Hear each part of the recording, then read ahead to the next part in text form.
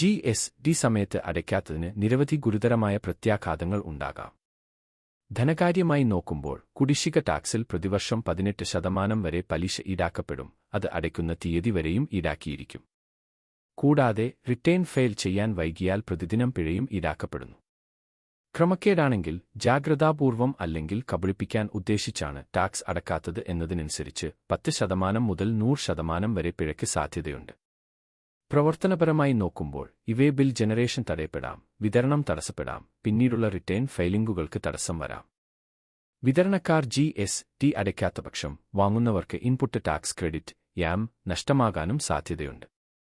സ്ഥിരമായി നികുതി അടയ്ക്കാതെ പോകുന്നത് GST രജിസ്ട്രേഷൻ സസ്പെൻഡ് ചെയ്യുകയോ റദ്ദാക്കുകയോ ചെയ്യാം. അതിലൂടെ ബിസിനസിന്റെ വിശ്വാസ്യത തകരുകയും ബാങ്ക് വായ്പകൾക്കും സർക്കാർ ടെൻഡറുകൾക്കുമായി അപേക്ഷിക്കാനാവാത്തതാകുകയും ചെയ്യാം. ഈ പ്രശ്നങ്ങൾ ഒഴിവാക്കാൻ GST ബാധ്യതകൾ സമയത്ത് അടയ്ക്കുകയും എല്ലാ റിട്ടേണുകളും ക്രമമായി ഫയൽ ചെയ്യുകയും ചെയ്യുന്നത് അത്യാവശ്യമാണ്.